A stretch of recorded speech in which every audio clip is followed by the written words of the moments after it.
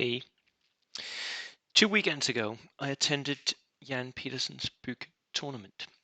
Um, and that was both a team tournament, which my team won, and it was also an individual tournament, which I won. Um, but something very, very interesting happened, and I talked a little bit about it last time I talked about this tournament. I have reviewed it before. Look in my videos, there's a whole video on the pack itself and the review. I've also made sure that the pack is up on the international forums for people who want to read it. There are some interesting missions in it. Um, but something really interesting and really cool happened. A new star was born overnight. Because when I attended the Danish Nationals last, what was it, March, um, my first game was against a complete noob, a rookie player who had his first competitive game at that event against me. Now, at that point, I was already the captain of the Danish national team. I had won tournaments in Denmark, I had won tournaments in Sweden, I was going to international tournaments, I was a competitive player. People were already beginning to recognize me just from my face, from having seen me on YouTube. So he was a bit starstruck and he was overawed. He knew who I was. I had no idea who he was. Hi, Simon. Um, and of course it was the Danish nationals. I wanted to win, so I told him in advance, I'm very sorry about what's going to happen. I will try to be nice about this. I'll try to give you chances. I'll try to talk you through it and try to teach you what is going to go on. But I am going to try to beat you as much as I can.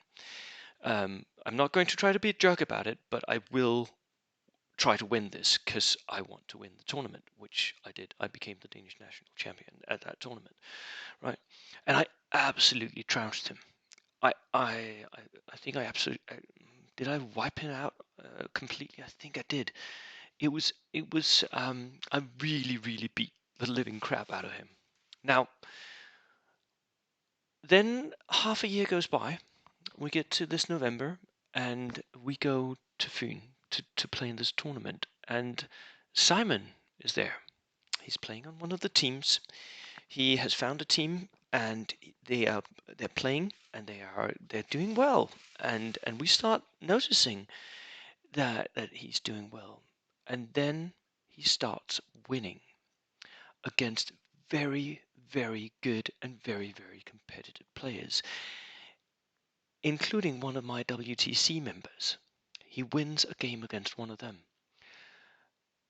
And I was like, wow. And when we come to the end, not only has he won a lot of games, he's also lost a few, and that's perfectly fine. But he's a rookie player. He has not only won a lot of his games, he's actually come third with only me and one other person in front of him. He's come third in his second tournament. Wow, what an entry. That is a new star on the heavens. And as I said in the last video, if that is the rate of his advance, I am going to be in trouble very, very soon. Because he is rapidly becoming better at this game.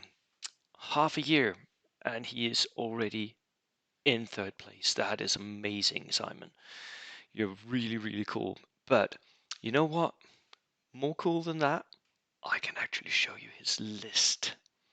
Because I got it somewhere. Let me just find it for you. There we go. Here we go. Here it is. This was the list he was using. He is using the 1,000 points and 15 order dice. You can already see how much he's improved. When I first met him, that order dice count was lower. But already he's starting to figure out, what order dice do I need?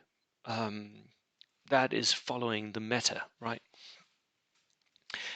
He is bringing a Seelow Heights, so he's also started browsing through all the theater lists, figuring out what can be good and why.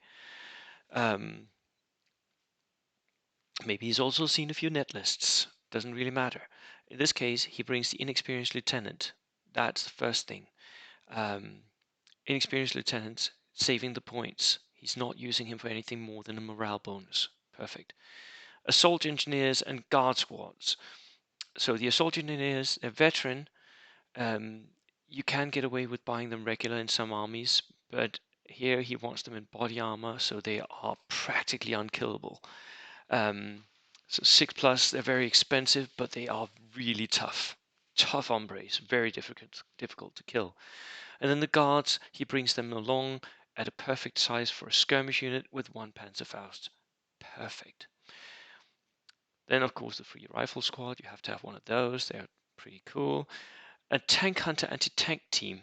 So that's not a lot of infantry, but just watch what he's doing later on. Okay.